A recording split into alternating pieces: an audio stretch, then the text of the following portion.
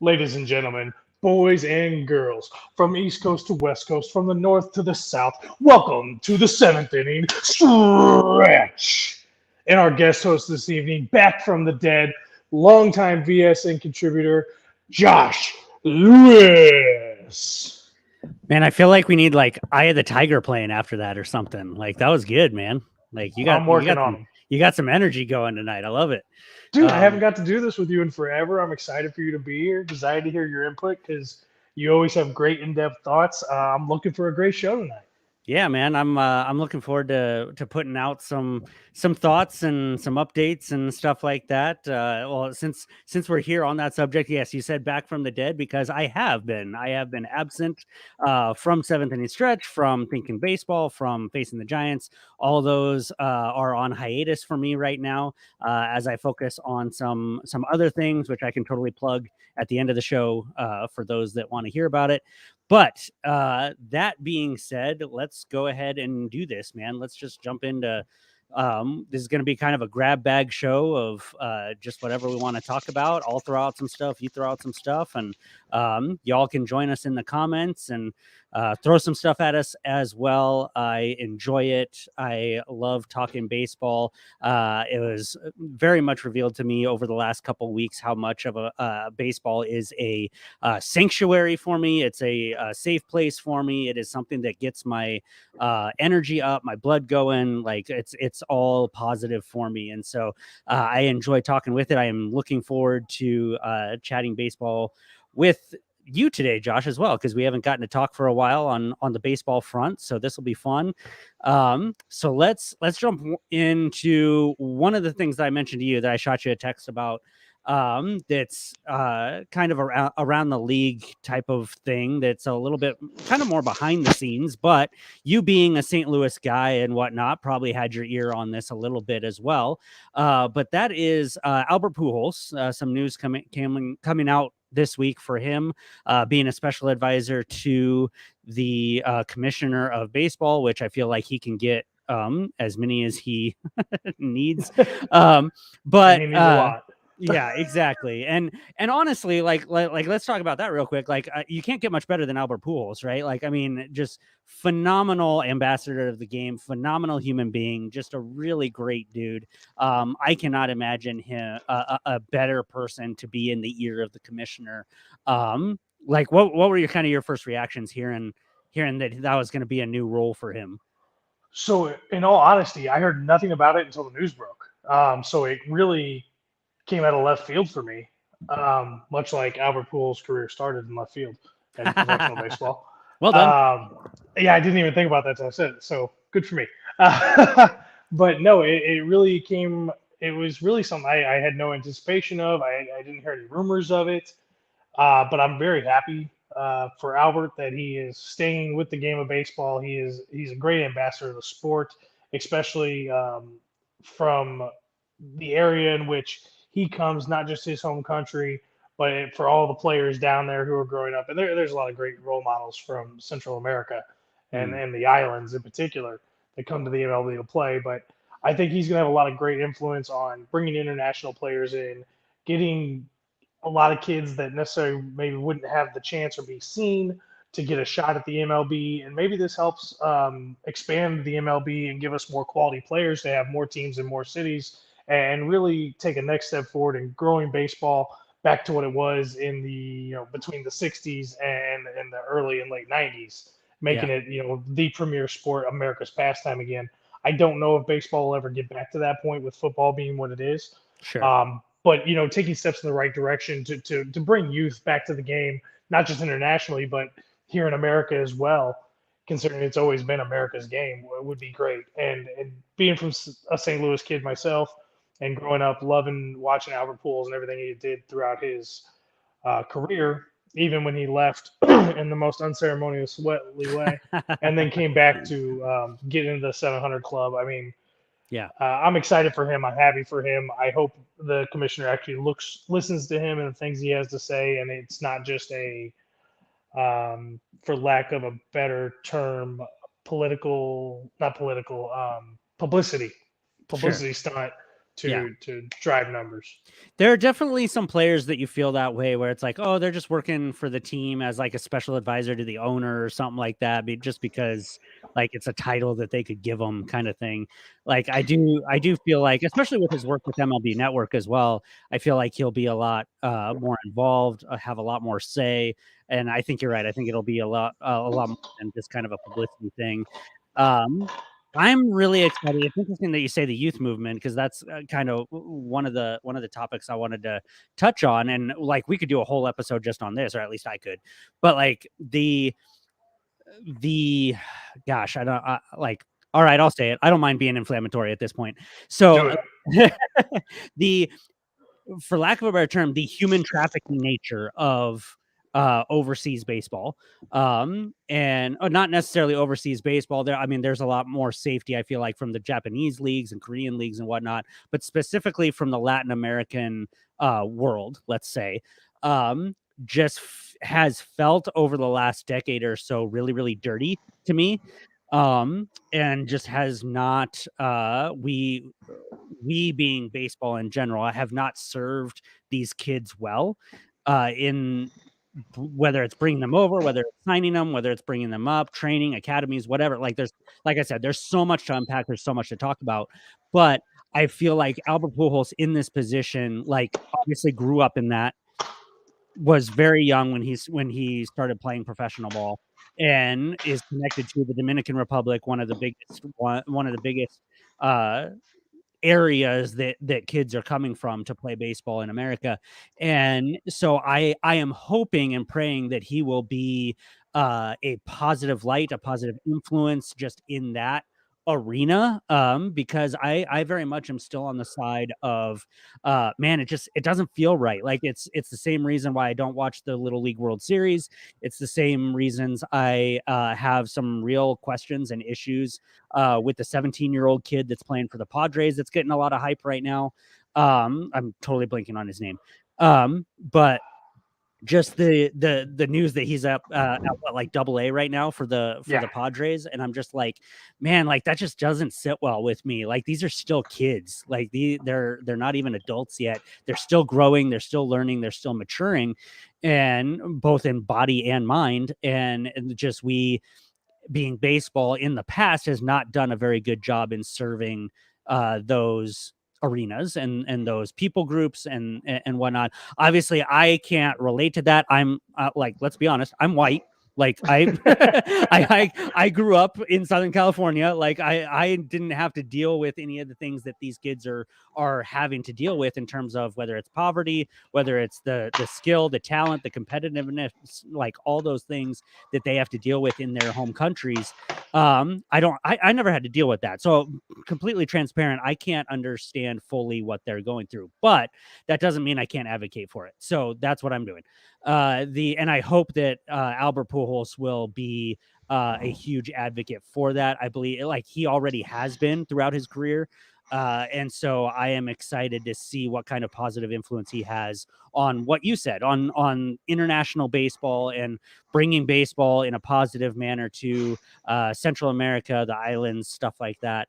I'm just super excited about. I think he'll have, just because of the person who he is, I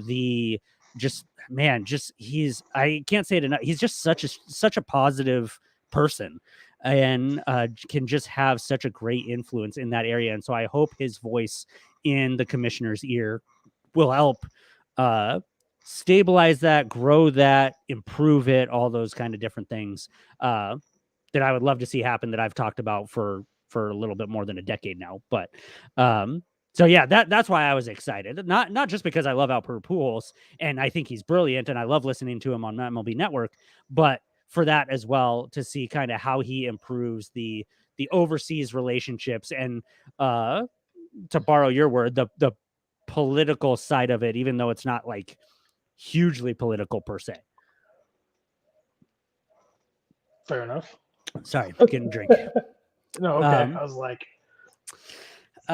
so yeah, my throat is super dry today. So for those of you who don't know, I'm in Arizona and it's already stupid hot and dry here, and I just have to keep drinking. So hey, but it's a dry heat. You don't have to deal yeah, with humidity. I don't care. It's when it's 110, I don't care.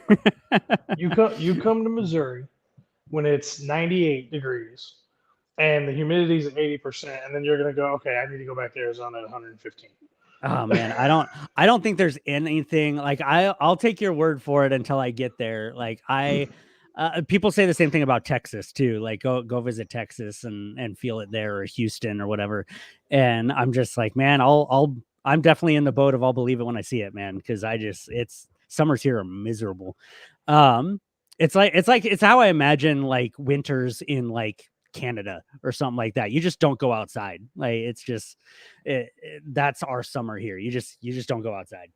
But anyway, a little off topic. So let's jump into some other grab bag things. Obviously, the news for Jacob DeGrom coming down this week is like, I don't know. Everybody keeps saying, "Oh, it's so devastating. Oh, it's so heartbreaking," and I'm just like, man, whatever. Like, like I don't know if I'm in the minority there or not. I don't know if it's just because I come to expect him just being injured all the time. Like, I don't, I don't know. But just that news came out about Jacob DeGrom, and I'm just like, kind of like, meh. All right. Like, he hasn't played more than what 15 games since 2017 or something like that. Like, it's just I'm just like, all right, like he's out again. Like, big deal. Like, I don't know. The only thing that it makes me wonder is if he's like one of those guys. It's like, do you have to go out there and throw 101? Like, can you lay off a bit and not like break your arm every third start or something? Like, I don't know. I don't know if that's a thing or if that's just if it's the stress of what he throws, because he's got some wicked breaking stuff too. Well, I'm just like, man, I don't know. I'm just like, are you unwilling to change and like have a healthier approach to your pitching? Like, I don't know. I feel kind of done with the Jacob DeGrom stuff. It's just like, yeah, he could have been dominant. He could have been great. And everybody still kind of wants to say, oh, he's a dominant pitcher when he's healthy. But I'm like, I'm a big believer in like what's the saying? The big, like your biggest ally or your biggest, You got to be available, basically. basically, yeah, the availability is the key, right? Yeah, like you got to Right. be available. Like it doesn't matter how good you are if you're not available. And I just kind of I've reached that point with Jacob DeGrom. I'm just like no, I don't consider him a great pitcher ever anymore. Like I don't. He's never available. So I don't consider him a great pitcher. Like and there's other pitchers that have been hurt. I mean, Scherzer's been hurt multiple times. Verlander's been hurt multiple times. Like, but if you look at their bodies of work as a whole, like they've still got a huge body of work. And DeGrom, I'm just like, you're just hurt all the time. Like it's not, I don't know. It's just not a thing to me. What do you think? So we actually touched on this last night at Birds at Bush. Okay. Jordan and I did, and you and I know you and I agree sometimes, and we disagree a lot of times. But that's why I love doing this with you, because you open up my mind to thought. But this is actually something you and I completely agree on. Yeah. Jordan is all about he's the best pitcher in the game, and I said no, he's not. He can't be. And he's like, why not? And I said he's never healthy. He's never around when you need him. I Yeah. said when he's healthy, he's got some of the best stuff in the league. He is one of the most dominant pitchers in the league when he's healthy and available. Yeah. But the fact that you rarely see him ever make it a full season, Yep. to me, I can't rank him up there. Now, if you want to, because I was like, he said he was the number one pitcher of our generation. I said no. I said Oh, I would put Kershaw up there, Jordan even though and I need Kershaw's to had have a his talk. injuries. Oh, please do. Please get him on track. But Kershaw again has been injured a lot, but his body of work before the injury started Yeah. was so much greater. So, God, I heard, sorry. no, you're good. I heard a great comp. Like we're in the sports world, we're all about comps, right? You like Right. compare this player to this player or whatever. I heard a great comp for Jacob DeGrom, and it kind of proves my point. Mark Pryor, which obviously you're an NL Central guy, so you're very familiar with Mark Pryor. Oh, I know Like, Mark Pryor. So the Mark Pryor at his peak was one of the best, right? Like we can agree on that. Like he was one of the best pitchers, but he was just Yes. hurt so often. Like when we look back at it now, and I think the same thing will happen with DeGrom, when we look back at Mark Prior, nobody considers Mark Prior one of the greatest pitchers ever, like, or or even the best pitcher of his generation. Like, shoot, maybe not even the best pitcher on his team. Like, I'd probably argue Kerry Wood, I'll but say Kerry Wood. Yeah. yeah, like, so I mean, I feel like the same thing's going to happen with DeGrom, in that the perception of him will change as we get farther away from his career, right? Like right now it's still fresh. He's not like, he still has a Cy Young within the last 5 years. Like it's still close enough to where people like Jordan, throw him under the bus, can say stuff like that. And me not immediately be like, you're stupid. But at the same time, like, I think history will bear itself out to where, like, he's going to be a Mark Prior type of player, to where we look, oh yeah, great, had a few great years, but we can't say that he was one of the most dominant pitchers of the time. We're going to be talking about the Scherzers and the Verlanders and the Kershaws, and like those guys are going to be, I mean, hell, I might even, I hate to say it, but he just came to my mind. Like, I might even put Greinke ahead of him. Like, I don't like Greinke, but like I might even put him out there in that conversation of this generation that's coming to a close. I'll be honest, like, this generation is coming to a close, but I just can't put him in that category. Yeah, I can't either, man, to be honest with you. But here's the thing. What is Tommy John surgery now? It's almost a standard procedure for tons and tons and tons of pitchers. Yeah. And we've seen many pitchers come back as good, if not better than they were before. Could this be the injury that Jacob deGrom needs to leave his mark on history and to be one of the most dominant pitchers of all time? I don't know, man. No, I don't think it can. This is his second one. And so it didn't happen with the first one. Well, I mean, I shouldn't say it didn't happen with the first one. Like, he was dominant, but he was dominant before it. So I don't know. Like, I don't think it can. I think this goes back into a larger conversation with all these like Tommy John surgeries and injuries to arms and injuries to cores, of just all these players are so specialized and trying to throw so hard and trying to get so much spin rate on the ball. I am hoping that there comes a tipping point. Like, not that I'm rooting for injury by any means, like, don't get me wrong, but like, I hope we get to a point where it does start to tip back to like, all right, let's get some pitchers. Like, let's get some Greg Maddoxes again, of like, let's really learn how to pitch again. And I think that'll help the game of baseball as well, in terms of, especially with the new rules with shifts and with pickoffs and stuff like that.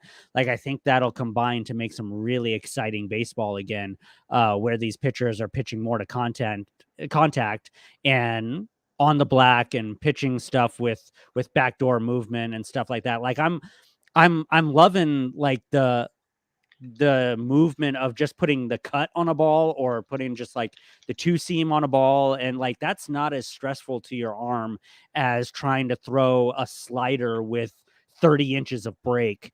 Like, it's just there, which that would be insane. But anyway, I'm trying to prove a point. Like, the idea that you're trying to throw these pitches with just a little cut, like, it's just like a little bit of a different pressure point on the ball, and just a little bit of a different, so for some guys it's a different arm angle, so like things of that nature, to where you're just like, man, like, they're creating movement just with the two seam, with the cut fastballs, with those type of things, to where like you don't necessarily have to be going split fingers, sweepers, like those. I mean, the sweeper's a little bit more like a slider, but just these other pitches that are becoming a lot less stressful on the arm, which I love, because then you're seeing guys throw like 95, 96, 97 with break, instead of trying to muscle it up and throw 105. And I think that'll start to help the injuries as well. You're not putting so much pressure on your elbow, on your shoulder, and on your core muscles to try and get enough break on a ball. Breaking balls are still great. Don't get me wrong. Like, you still need a good breaking ball. But just the changes in pitching that I'm starting to see, I'm really excited about, because then you're getting more balls put in play, you're getting more balls that are being swung at. I mean, it's just it just makes for a more exciting game, and I love it, and I'm hoping that trends will keep going that direction. Well, since you've kind of led me to this point, I got to ask, how you feeling about the new rules? I am loving it. So it's interesting. Like, this is kind of an old conversation already, right? Because we're already like 2 months into the season, but and so a lot of talking heads have kind of already talked about it, but it came fresh to my mind. Was it last night, 2 nights ago? Because my wife was walking by and I was watching the Giants game, and as I do pretty much every day, I've got it on kind of in the background on mute. I don't really even listen to the broadcast. I just am watching the game, and the game started at 7, and we were like sitting on the couch talking, have a grand old time at like 9:15. Like, the game was over. And so it was just, and she noticed, and my wife doesn't like super follow baseball. Like, she's a Giants fan because she married into it. Like, she will follow the game here and there. She'll sit down and watch a game with me, whatever. But she's not like hugely into it, right? And she doesn't like follow it. She can't name you a bunch of players or anything like that. But even she was like walking by, and she's like, "Holy crap, we're in the 8th inning already!" As she was walking by, and I'm just like, "Yeah, isn't it great?" She's like, "Yeah, I don't lose you for 4 hours," and like it's so she's loving it. Like, and so like all these ancillary things, I say that as a joke, but at the same time, it's all these ancillary things that it's the pitch clock thing. I know like some guys have said, like, we're Scherzer specifically, like, we're living and dying with the clock. Well, yes, I do believe that we have taken things a little bit too strictly with it. Um, but I feel like when you're starting a new rule, you kind of have to, so that people can get used to it, and then you can kind of loosen the reins a little bit. So the things that have come out where guys are getting like standing ovations, or guys are going back to ballparks, or Liam Hendricks, or like all these different guys that are having like, I do think it's a little ridiculous that like teams have to like look ahead and be like, "Oh crap, this guy might get a standing ovation, so we have to petition the league to not penalize us in the next game." I think that's a little ridiculous, that has to take place. I completely agree.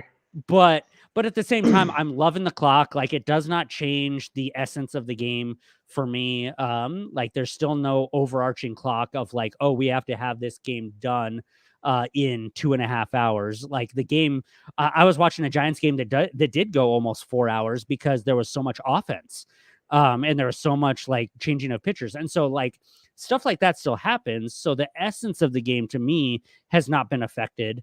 So that's on one thing. I have loved the more stolen bases. I think that makes for way more exciting baseball. I've loved the I've actually, it's kind of weird. I've actually enjoyed, even though it's not a new rule this season, I've actually kind of enjoyed the challenges this year, which is a weird thing to be excited about.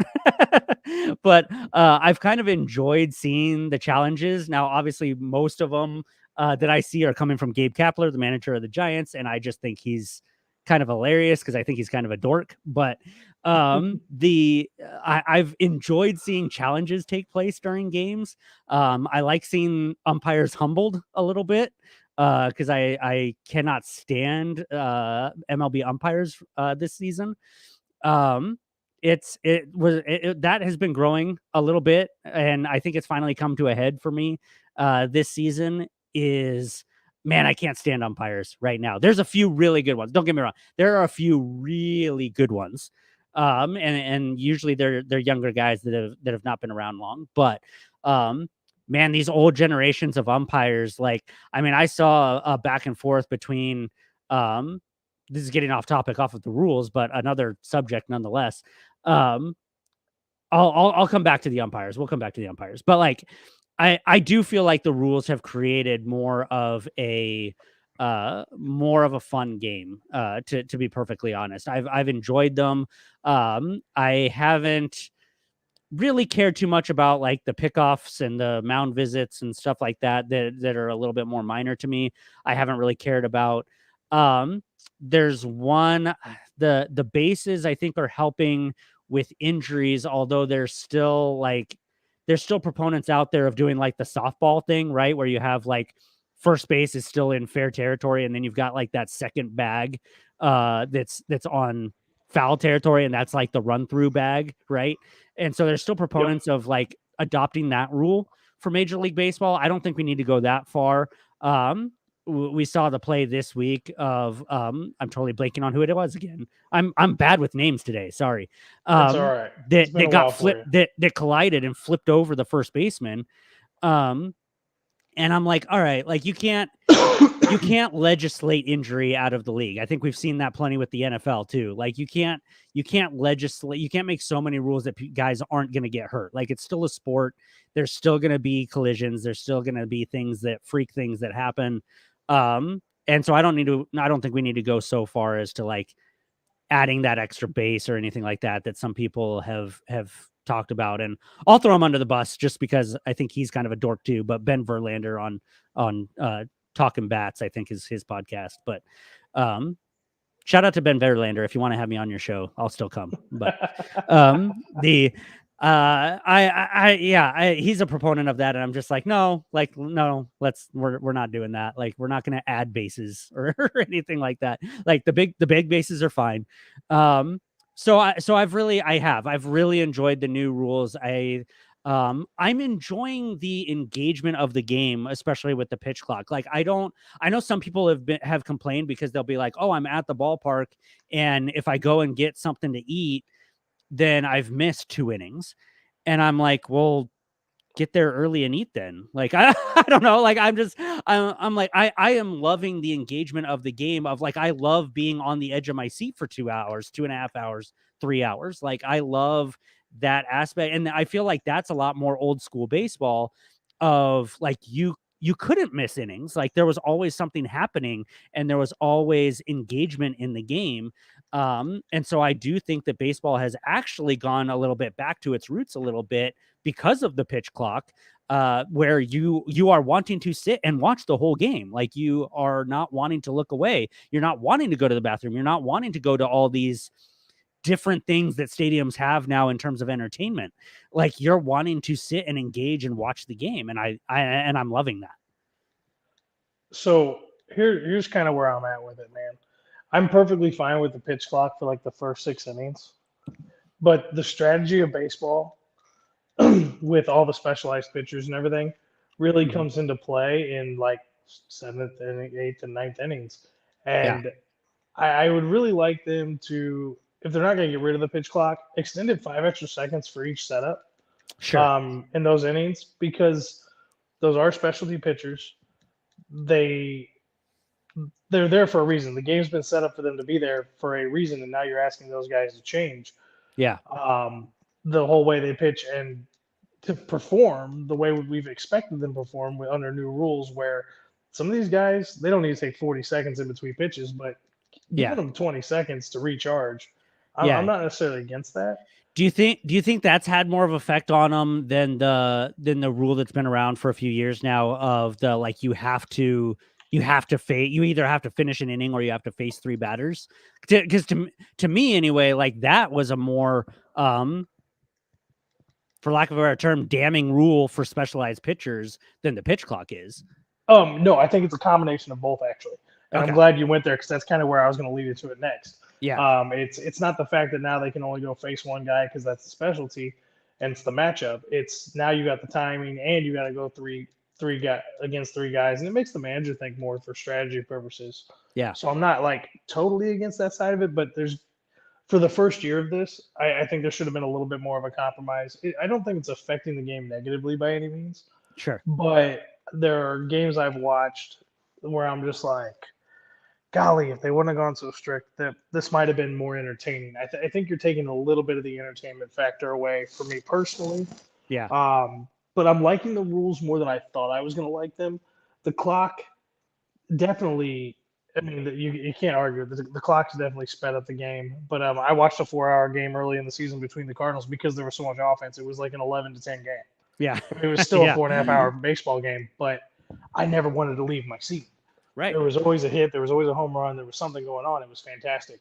Um, I'm not It looks like we're seeing more running on the bases, which everybody kind of told me, oh, it's not good. That's not going to cause more people to steal. Da da da da. Well, we actually are seeing more running on the bases, which is great.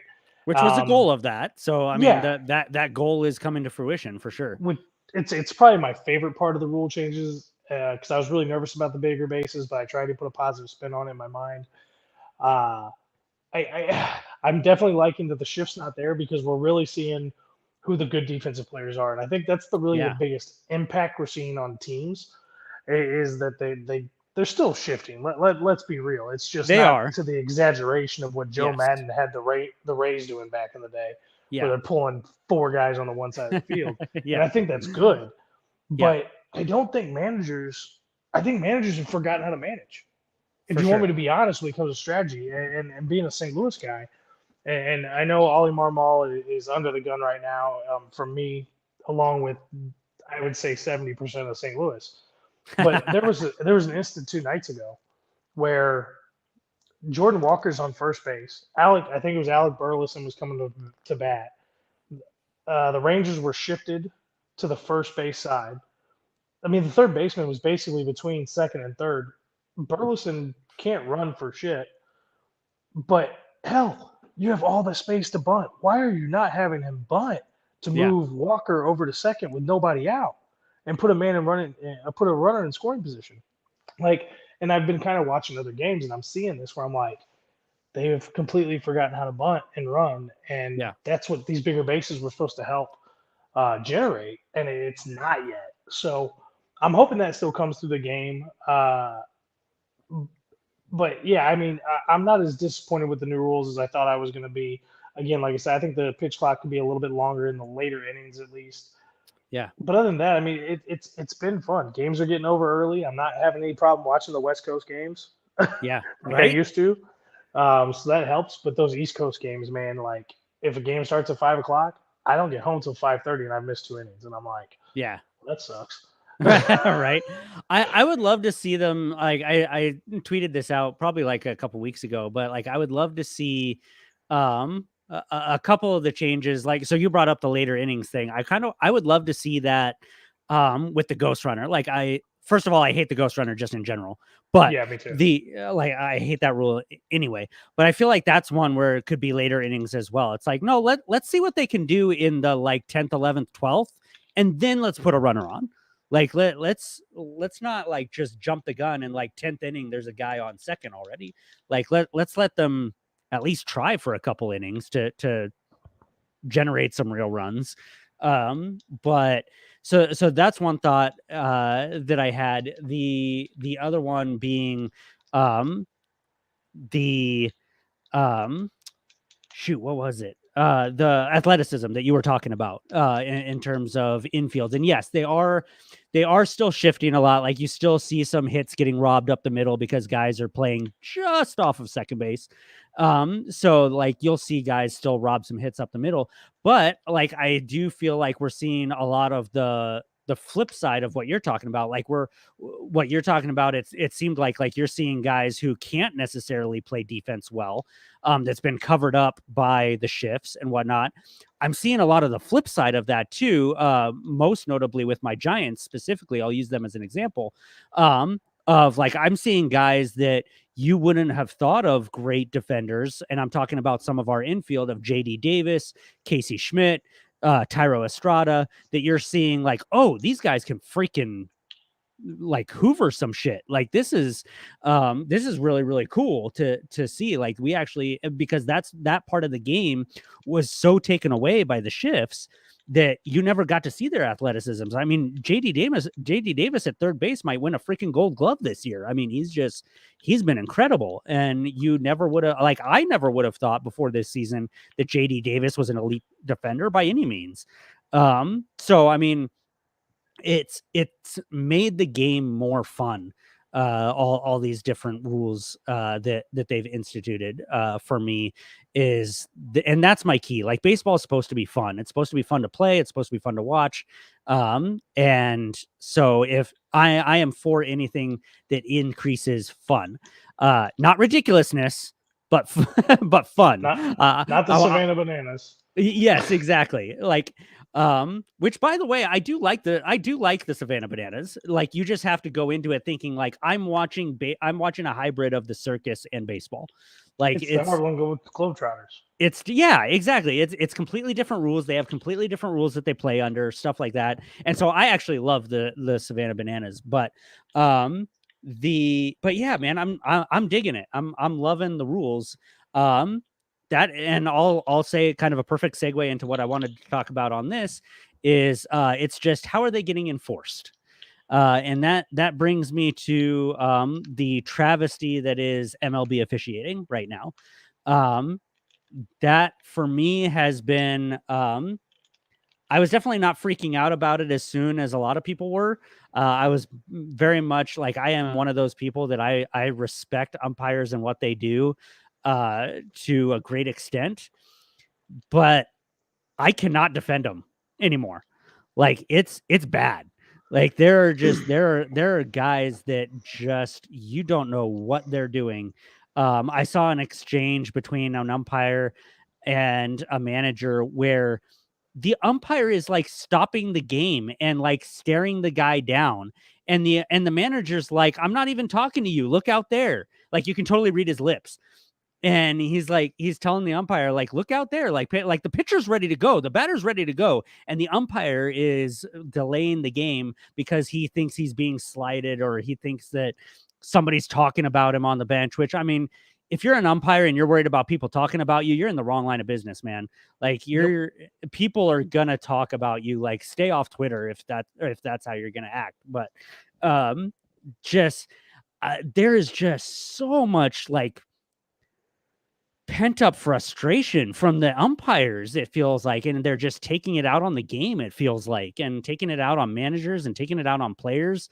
Like, I mean, I saw another guy get tossed for like seemingly nothing. Like nobody in the crowd knew what the hell happened because like he was very like that's the thing you're taught as a player, right? Like you go up to bat and like maybe there's a pitch that's like outside and he calls it a strike, and you just kind of put your head down and you say something under your breath to let them know like, hey, that felt a little outside, and you be polite about it and you be respectful about it. And it seemed like that's what happened in this exchange, and the freaking umpire rings him up and throws him out, and I'm like, come on, guys. Like, what are we doing here? Like, it's gotten so bad. And don't get me wrong, I want to give respect. Like, there are some umpires that are really, really great. But I mean, there's some out there, like who's the guy? CB something. CB Buckner. CB Buckner is awful. Like, he should not have a job. Angel Hernandez, obviously, everybody talks about, but he has only officiated like 2 games this season, which is awesome. I think that's all he's done. But so I mean, there's gotta be, and I know like, man, that I know that a lot goes into that because they've got a strong union, but I'm like, man, like that's one of those things where like we're talking about integrity of the game at this point. Like we really are. Like I don't think it's undercutting it to say like we are talking about integrity of the game. Like you guys want to crack down on gambling or throwing games or sticky stuff or new rules, like all these things that MLB wants to crack down on, right? Or has been cracking down on. And I'm like, when are we going to just bite the bullet and be like, no, we are not dealing with these umpires anymore.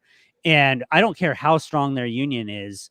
Like, man, just part ways, man. Use replacement umpires if you have to. I mean, shoot, I'll go umpire a game. Hell, like, I mean, it's so bad. Like there has to be some steps taken, whether it's collectively bargained, whether it's in the players CBA, but like, I know players are getting frustrated about it too. And managers and whatnot. And I'm just like, where is the integrity of the game here to where we start dealing with this umpire issue? I think you're completely right. I am at a point where I am fed up with the inconsistency of umpires. I've always defended the umpires on the side of, hey, you can have your own strike zone as long as you're consistent. Yeah. call it the same way throughout the game. If you're going to call the strike zone a little wider, you're going to call it on the black part of the plate, maybe on the outside edge of the black part of the plate. I'm fine with Yep. that. If you're going to call it up to the logo on the jersey and you're going to call it to an inch below the knees, I'm fine with that. Just whatever you do in the first inning, you need to do in the ninth inning. Right. And the inconsistencies are wild right now, and I don't know where it comes from. I don't know how it's gotten as bad as it has, and part of me thinks, and this might sound conspiratorial, but part of me thinks it is they know the robot ops aren't coming, so why should they do anything other than what they want to do at this point? Yeah, Like, I there's no guess. point in it. Like, do whatever Yeah, you want, have the effect you're gonna have, and let it be what it is. It's disappointing to me, yeah, for sure. because I love the umpire. I love umpires being able to do what they do, and I like the variations from game to game with different umpires, but the inconsistencies are driving me insane. Uh, Yeah, it's I, bad. I can't get, like, Christian Walker got tossed from a game last month for clapping about a home I plate remember. umpire being I remember overturned by that. the first place umpire. Yeah, Like, how do you get kicked out for that? He was clapping because the call went his team's way. He wasn't yeah, showing up the home plate umpire, but the home plate umpire took it personally because they had a little disagreement earlier in the game and yep, chucked him. He was on the freaking bench. yep. Like, that Which to me, that's not the umpire's job. which to me, the bench is your safe haven, man. Like the umpires should have no power on the bench. Like you cannot anything from the grass, like beyond. So whether that's fans, whether that's on the bench, whether it's in the clubhouse, you have no right. Like you have no right to make any calls whatsoever. But for the bench, like for the clubhouse, for fans, like you don't want to get ridden. You don't want to get ridden so hard. Like do a better job. Like it's terrible. Like it's so bad. Like so many umpires have gotten so soft. It's just ridiculous. Which people say all the time how soft modern athletes are getting. Let's talk about how soft officials are getting. Like whether like in baseball specifically, like I've seen it a little bit in the NBA too, but The NBA's worse. yeah, NBA is terrible too, but but I'm not a big enough basketball fan to care, so I'm just like, whatever. But like, yeah, man, it's just it's ridiculous, and so it's like, yeah, when does the commissioner do something about that? Like, let's talk about that for all the different things that he's wanting to do, like. Let's talk about that a little bit. Like I'll put this out there on the airwaves out there. I will say it right now. I will defend Rob Manfred until the day I die if he fires umpires. All right? Like I will support him as the best commissioner ever, which isn't saying much, let's be honest. But I mean, I yeah, will there's not many good ones. I will say I will defend Rob Manfred as a proponent of the game of baseball, as a lover of the game of baseball for as long as I live, if he can revamp the officiating in a positive way.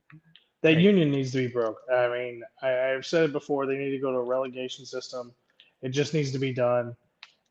They have to do something, or you're right. Guys have to be fired. Yeah. The rate at which the bad umpiring is happening is insane. I mean, you have some really good umpires out there, but the bad ones are so bad they're making them all look bad. Yeah, And absolutely. it's disgraceful to the game. Yep. And it's Yeah. that's just kind of where I'm at with it at this point. I'm just about it. It is. It makes it hard to watch some games. It's so aggravating. Like, I don't think there's like, I know there's a lot of outcry with NFL and NBA, and like there's outcry for officials everywhere.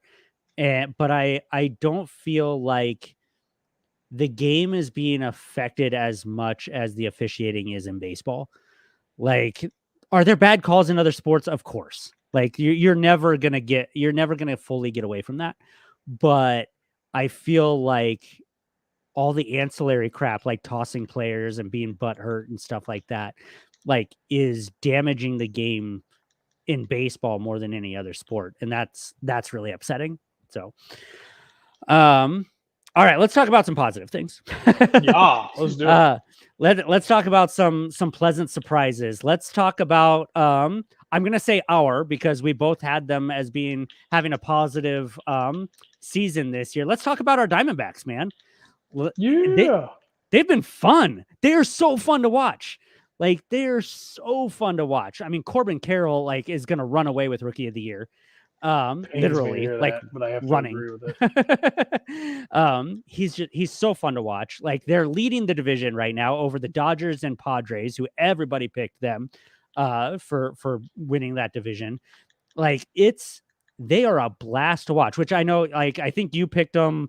Did you pick them to win the division? I know you picked them. We both picked them at least to make the playoffs. Did you pick them to win the division? I still took the Dodgers to win the division because I figured they'd still have enough. But man, right now I want to revamp that pick. Right? They're fun to watch. And like, I'm trying to go, like, they are fun enough to watch for me to where they're making the game of baseball so much fun to watch. Like, I'm literally going to a game next week, to a Diamondbacks game where the Giants are not playing. Like, I'm just going to see a Diamondbacks game. I don't even know who they're playing. I can't even remember. But like, I'm going because it's fun. It's fun to watch and it's fun to see. And I'm going to take my kids and we're going to have a blast. And so, like, they have that mix, like that same thing that we're talking about, like with all these teams that are like pleasant surprises this year, whether it's the Rays, whether it's the Orioles, like the I'm trying to think who else, Texas, hell, even Miami. So Miami is there. Yeah, Pittsburgh. they're just Pittsburgh for a while. They've come back down to earth a little bit, but for a while, like, they're just super entertaining to watch. It's just great baseball. It's so much fun to watch. These teams play the game. And I'll throw my Giants in there. I mean, they're 5 games back in the West, and I was not optimistic about their season at all, but they're doing the same thing. It's that mixture of roster building where, like, you've got young guys that are just playing hard and playing fast and just super enjoyable. And then you've got some like identifiable veterans here and there sprinkled in that like draw your interest, right? So whether it's like Randy Arozarena or Corey Seager or I'm trying to think who else, Paul Goldschmidt, which I know the Cardinals aren't doing well, sorry, but like there's those guys that are still playing well to where you can like kind of engage with them. And so it's that's been really fun. I know, like, for the Giants, whether it's Michael Conforto or JD Davis, like guys who have been around a little bit, like the mix of these veterans and young guys are just doing really, really well. And man, what you kind of touched on earlier, the youth movement in the game is just absolutely a blast to watch. I am loving every minute of it. I mean, wait till Dalton Varsho gets going too for Toronto. Yeah. I mean, he still hasn't quite found it. But I mean, he's not a rookie, but he's a young guy. When Michael Harris II gets himself refigured out, I mean, he's been struggling this year. I mean, he was a blast to watch last year. I mean, there's so much good youth right now. The guy that just came up with the Reds, Eli De La Cruz. Yeah, we'll see. He's cocky and arrogant already. He is cocky. Like, I saw that after he had that home run and he held that bat, looked back at the dugout. I'm like, all right, I'm still a traditionalist. You don't get the right to do that. Move along, Get your head down, run the bases, get back, and take your congratulations from your team. You're still a rookie. Calm down a little bit. But yeah. I know he's hurt right now, but I mean, he was a big factor in Pittsburgh's run at the beginning. But O'Neill Cruz, another one like that. He's growing on me a little bit. Brian Hayes is only going to get better.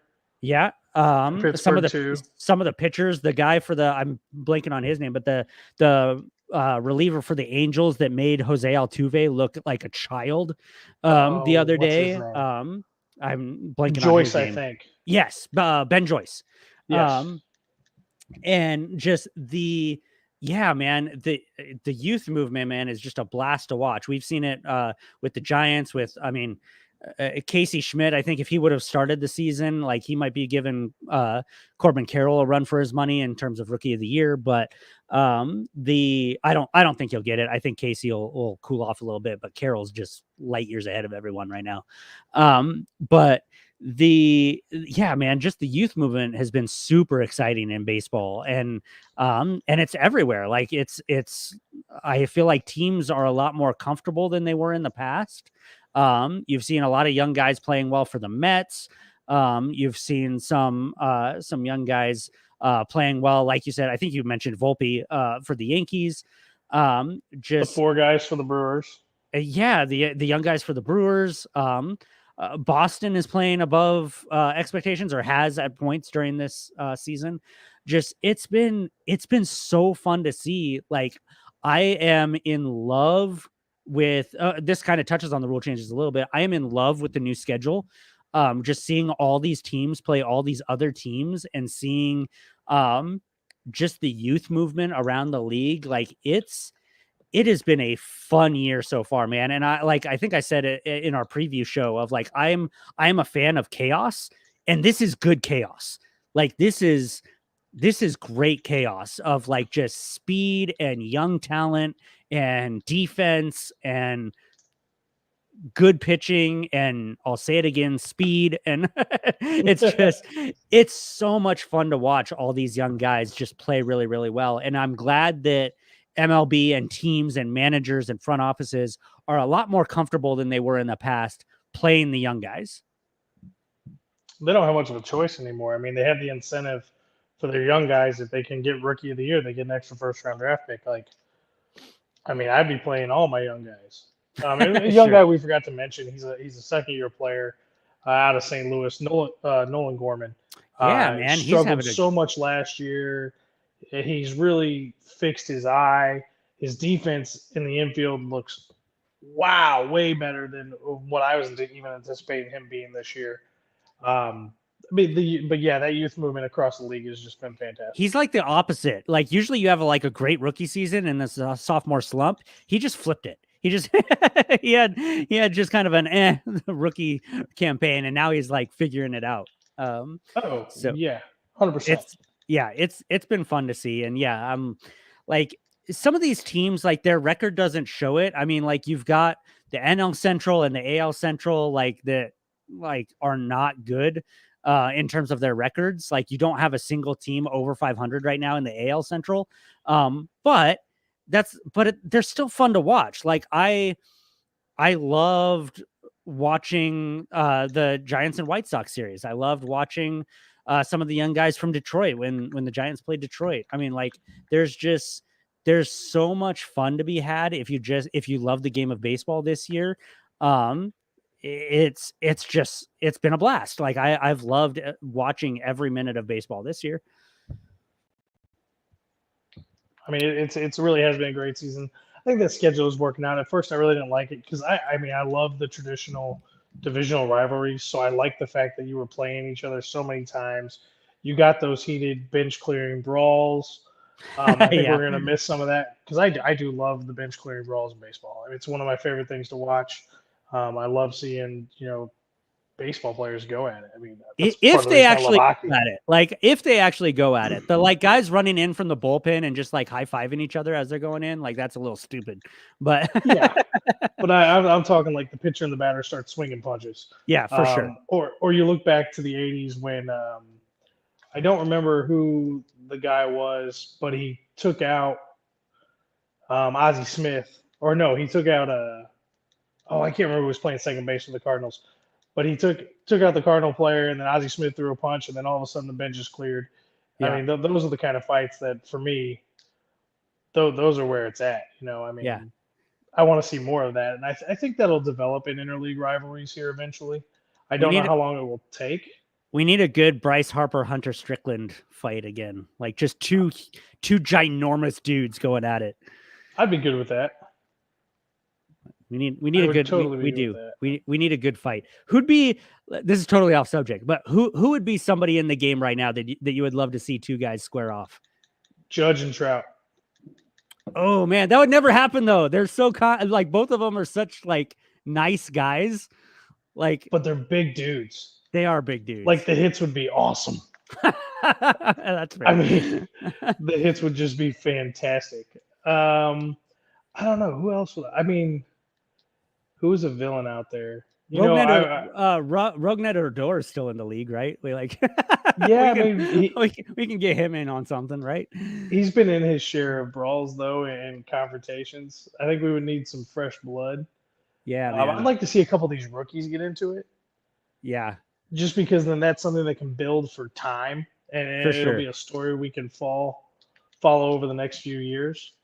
Um, but no, I mean, I think it's good for the game, but we got to get these interleague rivalries going. We got to find something from the days of old Yeah, when these teams meet, once a year, and it carries over. Like I yeah. want to see it carry over. I want to see the nastiness. I'm thinking like, so like we think of the traditional rivalries, right? So I'm thinking through like who would I want to see square off between like the Giants and Dodgers, right? Like who are a couple of guys, and I just thought of one. Like it would never happen, but like I would love to see like Max Muncy and Jock Peterson. Like Ooh, those are that'd be two good. like those are like two big dudes, right? They could like throw some good blows at each other. That'd be real Um good. I'm trying to think of, or just like I would love to see a surprise. Like I would love to see like um I'm trying to think like I don't know, Mike Yastrzemski charged the mound against Kershaw or something like that. Like just be like totally off the wall of like what the hell is happening right now. So yeah, man, like I'm with you. I do enjoy a good brawl. Like I do have a little bit of a hockey background, and so that blood's still in there a little bit. And I would love to see some of that go down as well. I think you're good with that one.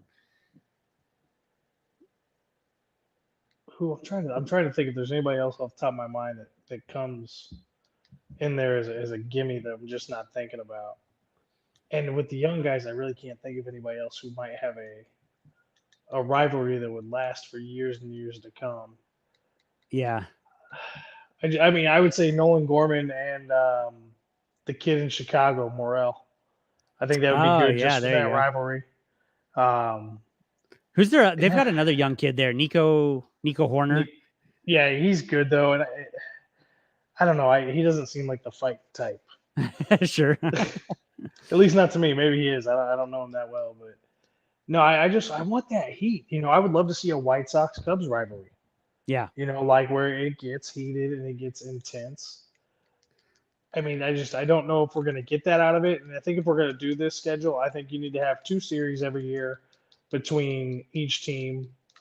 Each team gets a homestand and make it 2 game sets even. If you don't want to take too many more division games away, Sure. instead of doing a 3 game series, do two home game sets, and make it. And we have enough baseball teams where like there's 2 teams in New York, Yeah. there's 2 teams in Florida, there's Get two some teams crosstown in. rivalries going real good. Yeah, I mean, just get it rocking and rolling for Yeah. us. Like Get make it those more deeper. fun than what it's already is.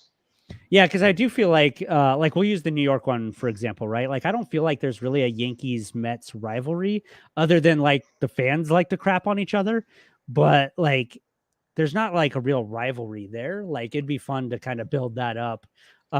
Same thing with like the A's and the Giants, the Dodgers and Angels, like those rivalries. Like yeah, I would love to see some more traction with some of that. It'd be good for baseball in general. Yeah, I like that a lot. Like Well, Miami and Tampa, that would be great, especially with the two teams the way they're built right now. yeah, for sure. Like they could be up against each other for a long time. Um, I was thinking even like traditional rivalries of like traditional teams, right? Like I would love to see like we saw the Yankees play the Dodgers for the first time in a long time this last week. Yep. Stuff like that. Like a Yankees Dodgers rivalry would be great, whether it's so like an East Coast West Coast type of thing. Like I mean, so there's so many things that could be fun down that alley. I like that idea a lot Bring of back trying Houston, St. Louis. there you go. Houston, St. We're gonna Louis. see Houston kick St. Louis's butt here There we in go. a week. But I mean, if you can bring back that rivalry from Did you the listen home to Central Division. on that note, they asked Pujols about that home run Yes. this week, and I'm just like, that was super fascinating to me. Like I love hearing hitters like talk about like what's going on in their mind, and I love that he said it. Like I love that he said like, I got you. Like I love that he said that that's what was going through his mind. Like after he threw that first pitch slider, Pujols was like, yep, I got him. and he did. Like, he hit a bomb that hasn't even landed yet. Like, it's just, it's I love hearing that mindset, and I love hearing the thought process behind players. And so I'm glad that um Poole specifically was so open about it. I absolutely loved it.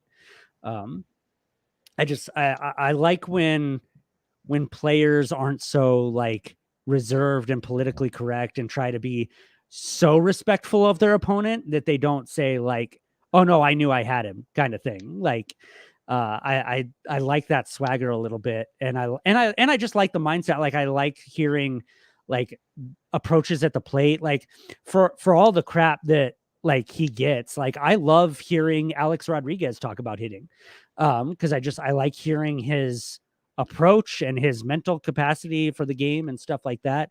I love hearing that sort of stuff from players, and so that was a lot of fun hearing from Pujols this week. But Oh yeah, I mean, I think he's gonna have a lot of great stories to share throughout his time with the MLB Network. We'll see how long it lasts. We'll see if he enjoys it. I yeah, think for for him, sure. it's gonna be fun for the first for this year. We'll see how much he likes it to see how much he comes back next year. Yeah, for sure. Definitely.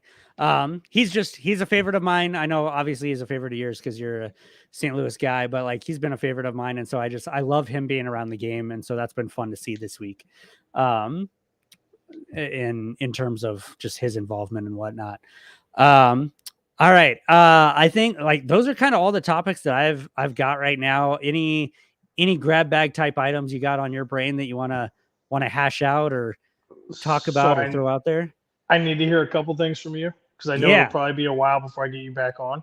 Yeah, you bet. Um, Out of the NL, who's your biggest good surprise and your biggest bad surprise? Oh man, so the biggest bad surprise I know right away is the Phillies. They're depressing. They've they've gotten a little better of late, but that was a team I picked the Phillies to win that division. And man, I don't know if it's just like playoff hangover, World Series hangover, or what. Like, I'm just like, man, what are you guys doing? I'm a Trey Turner stan, and so he hasn't been playing well, and so His mom booed him. right, I love it. like it's got to be bad when your mom starts booing you. um and so like that's been the hugest disappointment because I do like the Phillies. I like a lot of their players. And so like I love the city of Philadelphia, and so it's just I want to see them do well. um and like that whole division has been kind of surprising with the way Miami's been doing and how dominant Atlanta has been and stuff like that. Like, everybody knew Atlanta would be good, but they've just been like scary good. But anyway, Philadelphia would be my biggest disappointment. That one's been really, really sad for me because I picked them to win that division. Um, the other the other disappointing one, and it's a shame we don't have Darren with us today, but like Oakland is just an embarrassment. Like, I knew that they would be bad, and I knew that they could be historically bad, but they're like more than historically bad, if that's even a thing. Like, it's just they're as much hype as I gave earlier in the show about like baseball being fun to watch. I cannot watch the A's. Like, they're so bad. Like, I cannot watch them.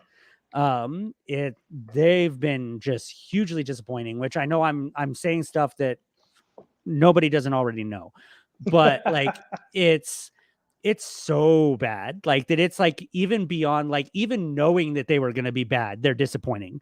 Like, it's so ridiculous. But so that's been good. My biggest pleasant surprise I kind of already touched on, but it is the Diamondbacks. I've just enjoyed watching them. Obviously, I'm in Arizona, so I hear a lot about them, whether it's on talk radio or local networks or whatever. I tend to hear a lot of content coming from them. And so I'm kind of bombarded by them all the time. So take that for what it's worth, but it has been the Diamondbacks. I like their manager, I like their team, I like their setup. I love Zach Gallen, I love Corbin Carroll. So it's just they've been a pleasant surprise. I thought that they would make the playoffs as like maybe the last wild card or something like that. And so to see them at the top of the division has been really, really cool. And just they've been hot, man. They've been there. I think they're like 8-2 in their last 10. They're so good, even away from home. I'm pulling up their stats right now. Um, Even away from home, they're 17-11. I mean, that's a great road record. So I mean, they've just been really, really fun to watch, and I've had a good time being exposed to them more so than I have been. I'll say the same thing for the Rays. Like the Rays are always good, right? Like, can they do it in the postseason? We don't know Right. yet, but they've been fun to watch too. Like they are testaments to the saying that speed kills, right? Like they're just running all over everyone. They are a pleasant surprise to watch. I love seeing Baltimore in second place. That's been a fun team to watch and pay attention to with all their young talent. Adley Rushman is just um, something else. He's on another level. Like he might win MVP here before too long. So I mean, he's been great. So yeah, those are some of my positive surprises for sure. So I got a question about the Rays for you Yeah. because it's something that I try to watch them as much as possible because of what they're doing this year. Yep. I feel like the team that did analytics second to Oakland Yeah. after the whole Billy Bean thing, I feel like Yep. they've taken the analytics and they've kind of said, screw it, we're gonna play old school baseball. Yep. And that's what they're doing, and they're beating everybody with it because everybody's focused on the analytics and they're just playing the game in the most purest form of how it was meant to be played.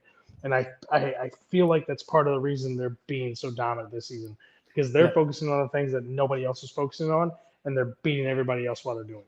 Yeah, they're winning the small details. They just all the little things that help you win, they do. Taking the extra base, stealing a base, hitting them where they ain't. Like those sort of things, they are just doing really, really well. And I freaking love Randy Rosarena. So I love that they're being successful with him as part of uh that wheel. But excuse me. They're just fun to watch, and they're just like, man, they are untouchable at home. Like, hey, Tampa Bay people, go support your team, man. Like, they are just absolutely phenomenal. I think it's just them, if I remember correctly, it's them and the Rangers. Although the Rangers have 9, but they're the only teams that have single digit losses at home right now. They are like unbeatable at home almost, and it's just, man, like, go to a Rays game, you're gonna see a win. Like go go support that team. And I know that their attendance has ticked up a little bit, but I know that they've been kind of gaslighted for that in the past of their fans don't support that team. But man, they're fun to watch. I'll throw that out there too. Texas has been a surprise. I don't know. Yeah. I've been kind of it's not really a positive or a negative for me. It's just kind of an is what it is kind of thing. Um, that's just been kind of surprising. I was not expecting that from them. I didn't think they were quite there yet. I thought they were going to need one more year to kind of figure things out with all their signings and Bochy and all that sort of stuff. So that's been surprising, but that I wouldn't categorize that as positive or negative for me. But yeah, man, you said it. Tampa Bay is fun to watch. There, and I do. I'm not a fan. I picked Toronto to win that division. That's not looking so great right now, but um, at the same time, they're 8-2 in their last 10, so maybe they get hot and they can chase them down. I don't know, but um, the AL East in general is just super fascinating. But yeah, like those are some of my things. I would love to see Tampa Bay. Tampa Bay is playing the type of baseball now that translates. Like this is the type of baseball that translates to the postseason. Not all this, like you said, not all this analytics stuff and bullpen days and all that. Like they still do some of that, but not like overly so, like they have in the past. Um, this is a game that'll translate, and so I'm anxious to see, do they maintain this and do they carry this into the postseason? We'll see, man. I mean, I can only hope. I mean, I really hope they do. To be Like honest if with you. I am like I said, I love chaos. If the Giants aren't in it, I want to see somebody who's never done it before. Like I Right. want to see, I want to see the Rays do it. I want to see the Rangers do it. I want to like those teams that have not done it, or teams that haven't done it in a long time, like Cleveland. Like I want to see those teams succeed, even though they're not my team per se, because I like the underdog. I want to see somebody do it who's never done it before. No, Except it's the always fun to Marlins. see somebody Except the redo it. Marlins. The Marlins can go suck it. But they Why? like What's your problem with the Marlins? dude, I'm a Giants fan. They hurt. Like they just they hurt us and then they blew up their team. Like it was basically like a big middle finger. Like, we beat you and now we're gonna sell everybody off. That's true. Sorry, little bitter there. Little bit bitter there. But anyway, well, all right. What else you got? Like you fired the Rays thing at me. What else you got? Um, I think we covered everything else, man, that I had for you. Anything you're looking forward to before the All-Star break? Oh man. I'm looking forward to the All-Star break. I love All-Star week. I love all the different festivities that go around it. I think Seattle's a beautiful city. I think it'll be fun. So I am looking forward to the All-Star break itself. I am very much looking forward to between now and then, honestly, just on a personal note, just going to some games. I'm looking forward to going to some Diamondbacks games.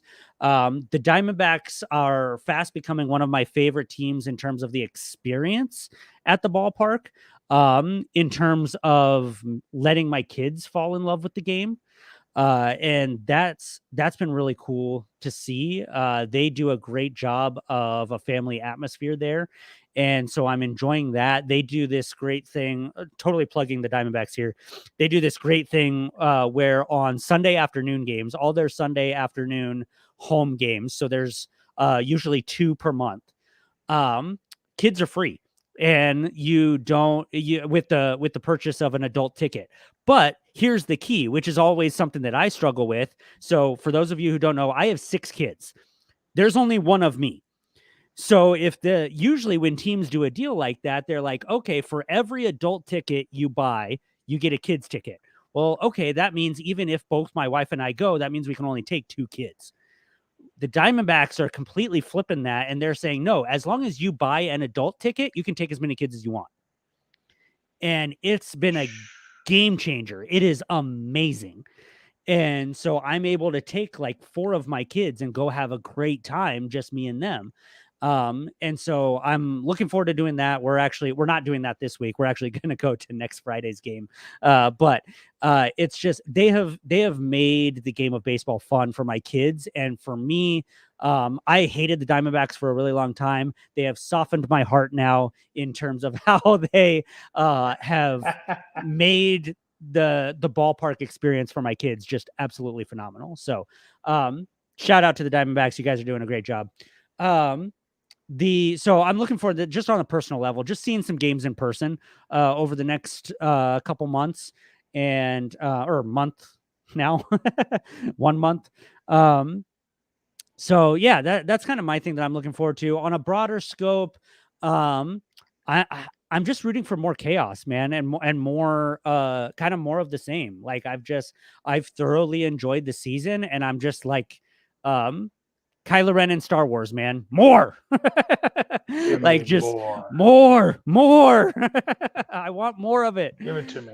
Yep. And so I'm absolutely loving the season. I will love it more when and if the Giants can get in the thick of things for their division, but we'll see. I don't know that they have the talent to succeed on that note, but it's fun, man. It's so much fun to watch baseball this year. I am loving it and falling even more in love with the game of baseball this year than I have for a while. And that's a lot of different factors. Some of it is like on the field, things that we're seeing this season. But also my kids are just starting to super get into it. And so that's obviously a blast. So, hey, it's supposed to be for families. Yeah, absolutely. But no, I think we've hit everything. I think we've covered a little bit of everything. Um, I know you got kids still. Mine are in bed. Mine's in bed. I got another one coming on Monday. Yeah, So man, if I'm excited for you. I appreciate that. So if you're available next Thursday night, Darren, I don't know if Darren plans on being alone or not, Sure, but if you're available, just keep your eyes open. You may definitely. want I'll to jump keep. on with him, give him even a half hour. Yeah, I'll definitely keep an ear out for him. I think it's going to be an interesting week next week. I'm flying solo with my 6 kids next week, so Oh my mama's out of god, town for some fun stuff with some friends, and so it'll be an interesting week next week for sure. So you're a brave son of a gun. man, I'm a supportive man. We'll put it that we'll put it that way. I don't know how much bravery plays a part in it, but it's gonna be a fun trip for her that she's going on, and I'm like, yep, I'll take the kids, and it'll be just fun with dad for about 5 days. So that'll be fun. But yeah, man, y'all can keep an eye out. I should have a live website within the next couple weeks for the stuff that I've been working on, why I left the show, and why I've been kind of MIA with VSN lately, stuff that I've been working on.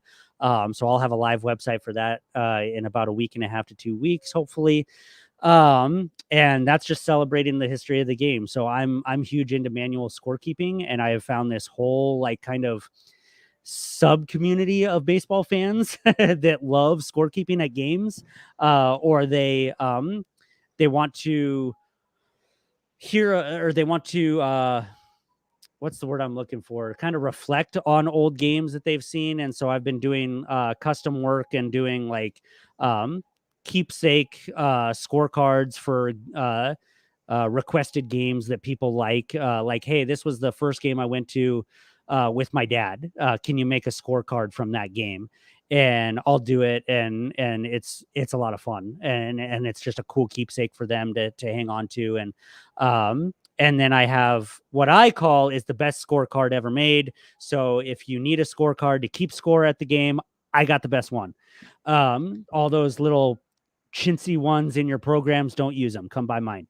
So so anyway, all that to say, scorecard stuff will be out within the next couple weeks and released, and that'll be a lot of fun. And I encourage people, if you're a baseball nerd like I am, it's a lot of fun to do. And I've started to even going back to the kids thing, man, I've started teaching my kids how to manually score keep games, and it's just a blast. And so turning that passion and that art, I considered it art the way I'm doing it. And so being able to do that for people has been a lot of fun. Well, I'm still waiting for my first one to show up in the mail. You got to give me a game. Dude, you can pick any game where the Cardinals trashed somebody or it was a big game. There you go. You know what? I got you the one. That's a winner, folks. That's a winner. There we go. I love it. I'm writing it down so I can look it up later. I mean, it's Ozzie Smith's home run. First one from the left side of the plate. I like the obviously we touched on it earlier. I love the Albert Pujols game too, where he just hits that giant bomb. That would totally be acceptable for me as well. Right. Or one where Yachty and Albert both have a home run in a game. I would take. There we go. I'm really easy to please, man. Sounds good. Cool, man. Yeah, I'll definitely hook you up for sure. But yeah, man, I'll keep everybody updated on that. I'll let everybody know when the site's live, and I'll definitely come on the show and talk about it a little bit more. Please do. We're excited to see what you do and how you're growing and bettering yourself in the long term. Yeah, for sure. It's been a lot of fun. So definitely a lot of fun jumping on here with you tonight. I definitely had it was kind of funny. Like you texted me to come on the show, and I'm like, yeah, I got that itch a little bit. Let's go. So it's been a lot of fun. I know it's late for you, so thanks for staying up late for the West Coast guy here. Hey, not a problem. You know you have an open invite. Anytime you get that itch, you just shoot me a message. I'm more than happy to work you in. For sure, man. I love it. Enjoy the baseball week, baseball fans. Go watch some baseball. Enjoy it. This season has been incredible. Go enjoy it. Go enjoy it with somebody else. That's one of my favorite things about baseball, man, is the relationships. So go to a ball game with your kids, with family, with friends. I still think it's the best sport out there for having some fun with other people. So go see a ball game this week and enjoy. And with that, are you still doing the call? Like, you want to do the call on our way out? Yeah, sure. Why not? You know what? Is this a full count? Here we go. It's the bottom of the ninth, ladies and gentlemen. It counts 3-2. We got a man on second. The home team's down by 1. Wind up and the pitch. Swing and a miss. Strike 3. You're out.